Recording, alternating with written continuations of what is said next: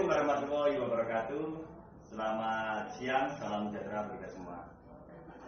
Yang saya hormati Bapak Iman Jayadi, SPD, selaku fasilitator calon guru penggerak Angkatan 6 Kota Mataram. Yang saya hormati Dr. Anda Sunati, selaku pengajar praktek calon guru penggerak Angkatan 6 Kota Mataram, serta yang saya banggakan, yang saya hormati Ibu Aminah Trisno, SPD, Guru Bahasa Indonesia di SMA Negeri 6 Mataram. Pada kesempatan kali ini, saya akan melakukan praktek coaching supervisi akademik bersama rekan saya yang luar biasa ini. Nah, perlu kita ketahui profil singkat beliau, Ibu Aminah Trisno ini merupakan salah satu guru yang berprestasi. Beliau adalah motivator literasi, guru motivator literasi tingkat nasional. Baik, selanjutnya dalam kegiatan perdana ini ada tahap supervisi akademik, yaitu pra-observasi. Langsung saja kita tanya-tanya lebih lengkapnya kepada Bu Aminah. Selamat siang, Bu Aminah. Selamat siang, Pak Yopi. Iya, terima kasih. Lagi sibuk ini? Alhamdulillah siang ini sudah baru selesai melaksanakan tugas ujian sekolah. Karena sekarang musimnya ujian sekolah, jadi semua sekolah tingkat SMA sedang mengadakan ujian sekolah. Jadi alhamdulillah sudah rampung tugasnya untuk hari ini. Iya, alhamdulillah. Saya boleh minta waktunya sebentar aja ini. Jadi di sini saya akan melakukan kegiatan pra-observasi supervisi akademik di kelasnya Bu Aminah nantinya, mungkin besok atau lusa. Jadi supervisi akademik ini bertujuan untuk membantu Bu Aminah dalam mengembangkan kompetensinya, yakni terutama kompetensi mengajar. Nantinya Bu Aminah bisa bercerita panjang lebar, ya. Kita ngobrol-ngobrol santai aja Bu Aminah. Ya.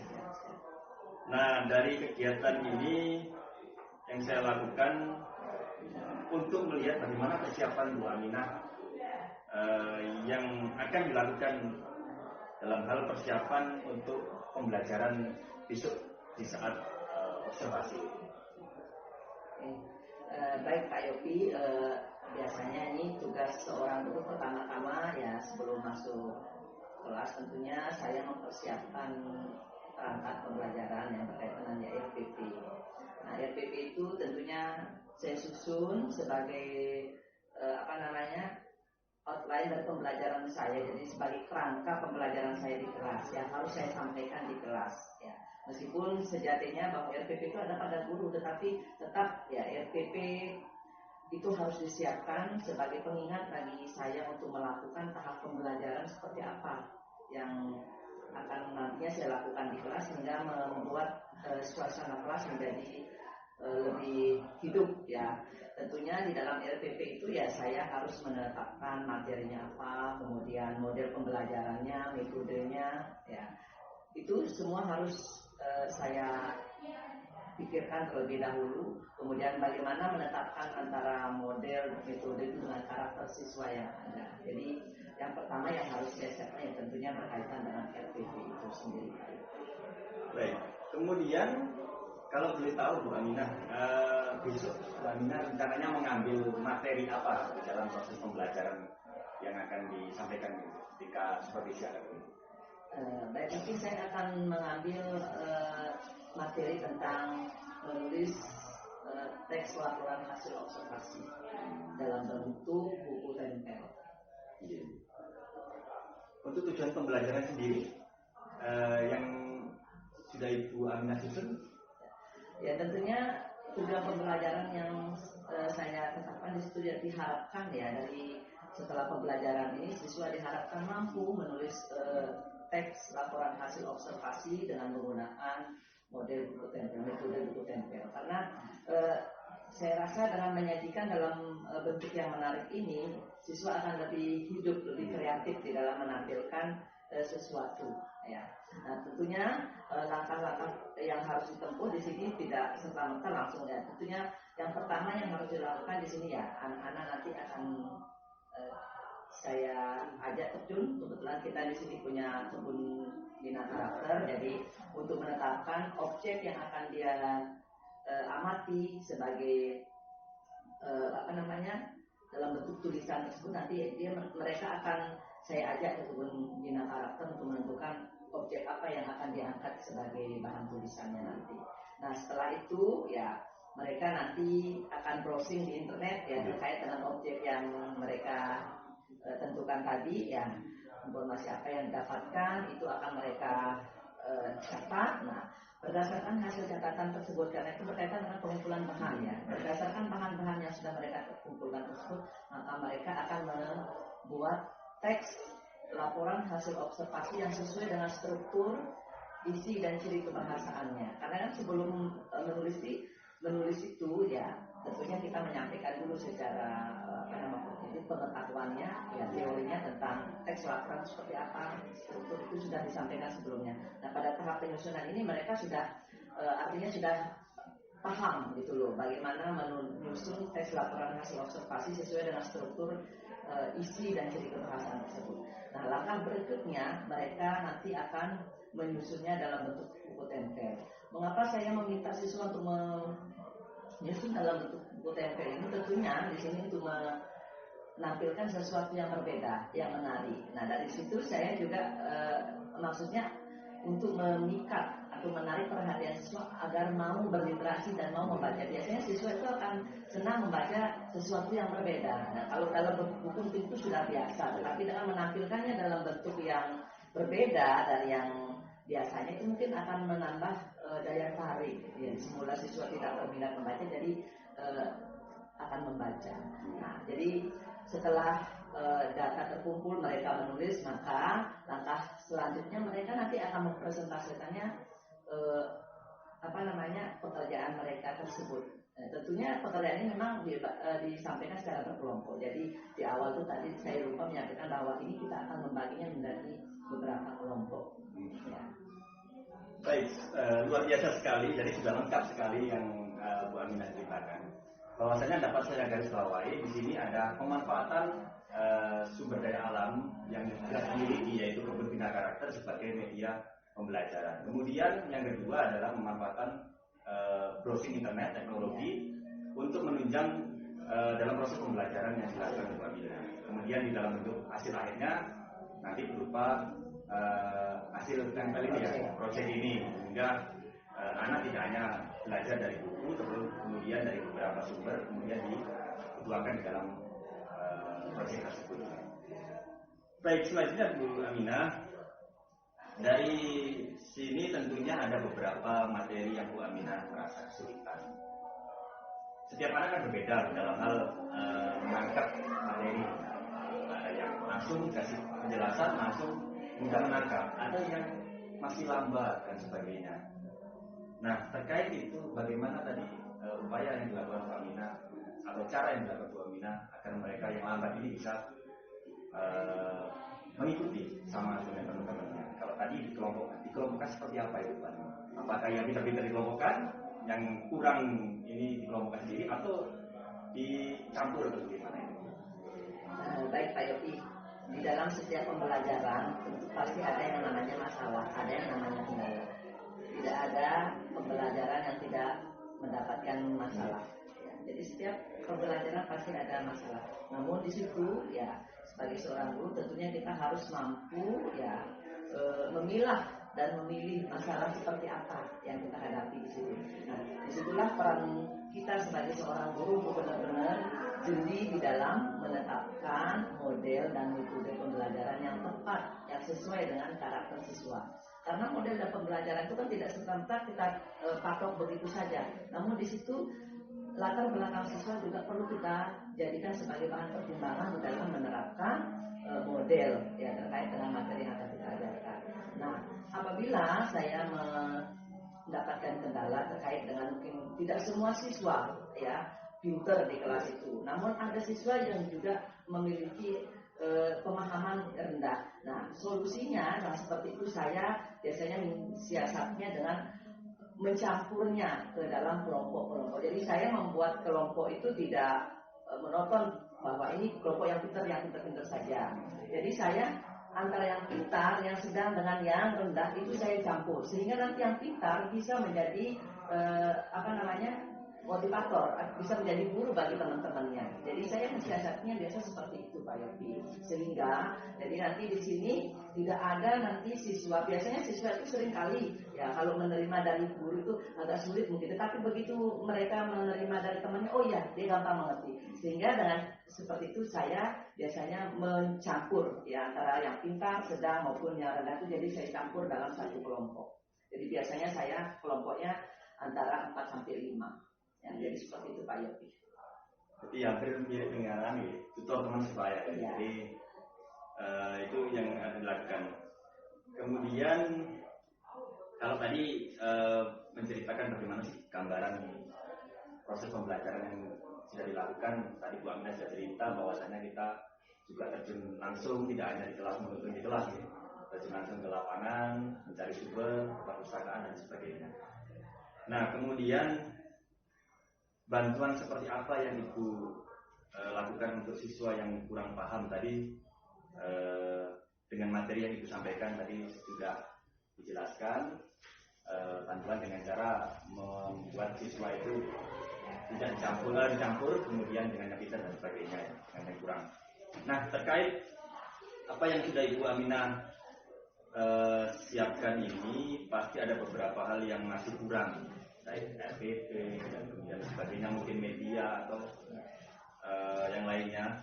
Kira-kira apa saja yang masih kurang menurut Ibu Aminah di dalam proses untuk mendukung kegiatan ini, entah itu fasilitas atau apa? Ya, yang sering kadang yang saya hadapi di lapangan terkadang kita terkait dengan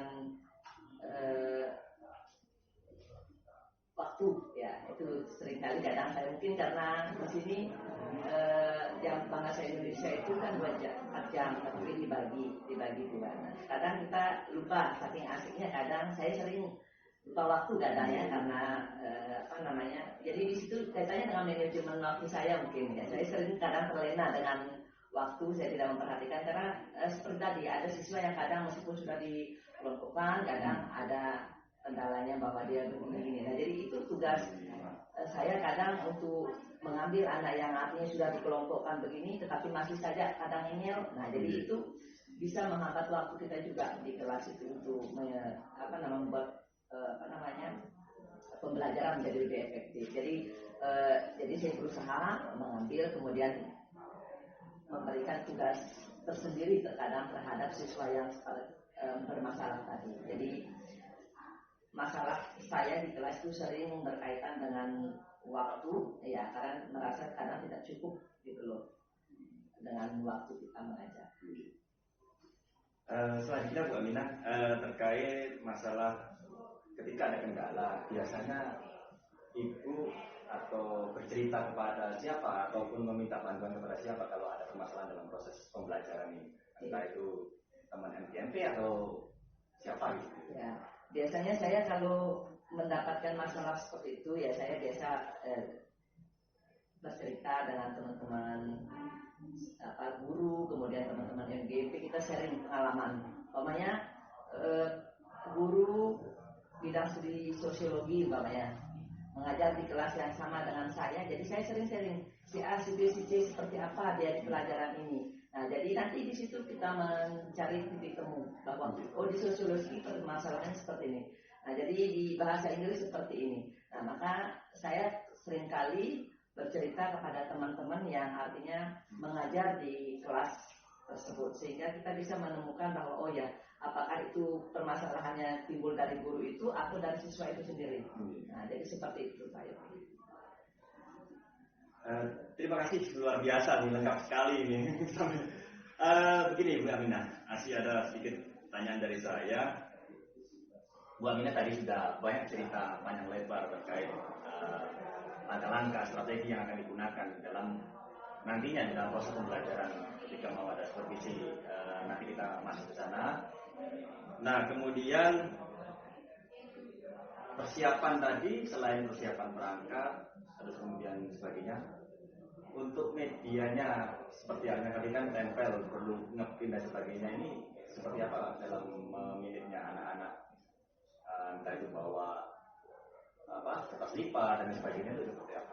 Nah, jadi sebelum masuk ke materi itu, ya, jadi saya menyampaikan terlebih dahulu di akhir sesi pembelajaran materi sebelumnya, saya sudah menyampaikan bahwa di pertemuan berikutnya nanti kita akan belajar menulis teks hasil observasi dengan model buku tempel. Jadi nanti kalian akan berkelompok, masing-masing kelompok. Kebetulan anak-anak di kelas saya mengajar tersebut, Pak Yopi sudah saya kelompokkan dari awal. Ya, dari pertemuan pertama saya sudah meminta mereka untuk berkelompok, sehingga di pertemuan berikutnya nggak perlu lagi saya membentuk kelompok itu. Nah, ini untuk memanage waktu supaya tidak memakan waktu banyak, karena membentuk kelompok itu memang membutuhkan waktu juga. Sehingga saya menetapkan untuk pelajaran bahasa Indonesia, saya sudah menetapkan bahwa ini kelompok 1, 2, 3 itu sudah menetap. Berarti kelompok itu berjalan sampai 6 bulan 1 semester atau? Ya, saya berlaku sampai 1 semester. Ya, 1 semester itu, sehingga lebih memudahkan saya bahwa begitu memberikan tugas kelompok, maka mereka sudah tidak bingung lagi mencari kelompoknya. Jadi saya menyampaikan bahwa pada saat membuat buku tempel ini nanti kita membutuhkan kertas, warna-warni, gunting, kertas ini, sehingga mereka sudah pada saat kita materi menuliskan buku tempel, mereka sudah siap dengan bahan, sehingga tinggal mereka observasi langsung ke pembina karakter, kemudian browsing di internet, mengumpulkan bahan-bahan yang terkait dengan bahan yang akan ditulis berkaitan dengan teks laporan hasil observasi.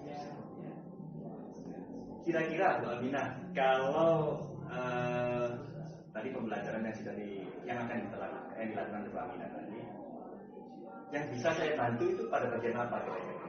Nah, mungkin yang bisa dibantu saya sama Pak Yopi itu berkaitan dengan IT-nya mungkin ya. Karena di sini saya sering membutuhkan kesulitan di dalam membuat video pembelajarannya.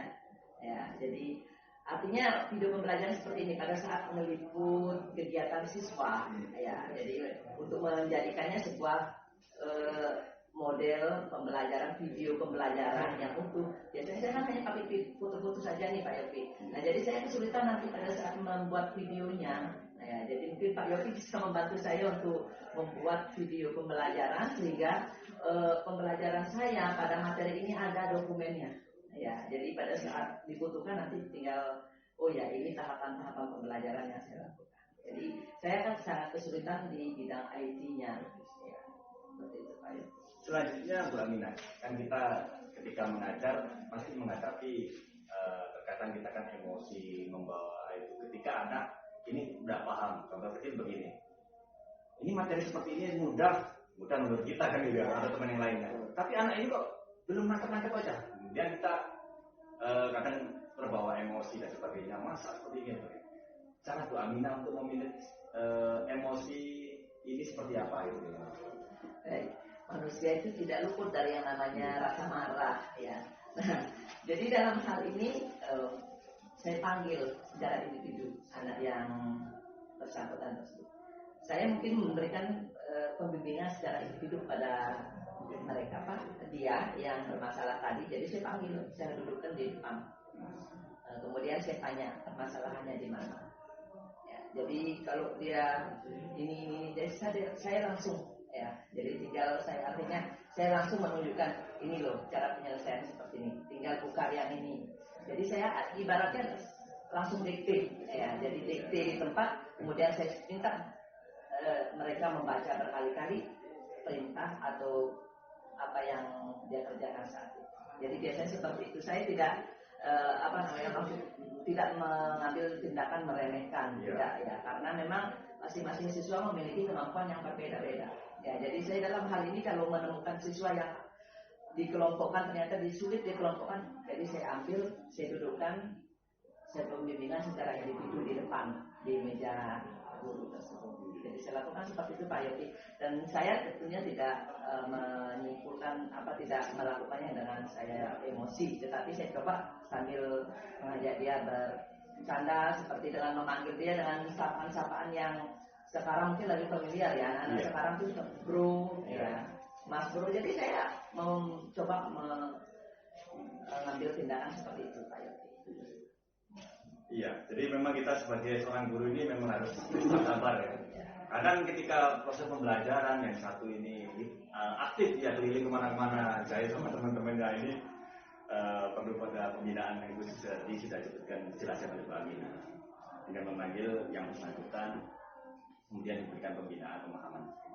Nah kemudian Bu Amina, jadi setelah kegiatan observasi ini, nantinya observasi di dalam kelas, kemudian setelah selesai nanti kita ngobrol-ngobrol lagi, kira-kira apa yang sudah terlaksana, kemudian apa yang belum, dan rencana pengembangan diri Bu Amina jangka panjangnya seperti apa gitu. Jadi, nah kemudian untuk pelaksanaan observasinya ini kira-kira kapan saya bisa atau Bu Amina bisa laksanakan kira-kira dalam minggu ini? Oke, baik. Mungkin Pak Yopi bisa menyesuaikan sesuai dengan jadwal mengajar di kelas saya tidak ya. Jadi kalau intinya pada saat saya mengajar di kelas 10 dengan materi ini, nanti Pak Yopi bisa menyesuaikan dia di jadwal saya ya. Jadi seperti itu. Kalau masalah waktu, saya rasa kalau saya tidak terikat, artinya bukan tidak terikat, tergantung kesiapan dari Pak Yopi nanti kapan bisanya masuk di kelas yang bersangkutan. Baik, terima kasih. Semoga tidak ada halangan sampai ketemu di kegiatan observasi nantinya. Kemudian mungkin saya akhiri sampai di sini. Demikian kegiatan coaching pra observasi supervisi akademik yang saya lakukan dengan rekan saya, yaitu Ibu Aminah Trisno SPD, guru SMA 6 Mataram. Saya akhiri, kurang lebihnya mohon maaf yang sebesar-besarnya. Wassalamualaikum warahmatullahi wabarakatuh. Selamat siang, salam sejahtera.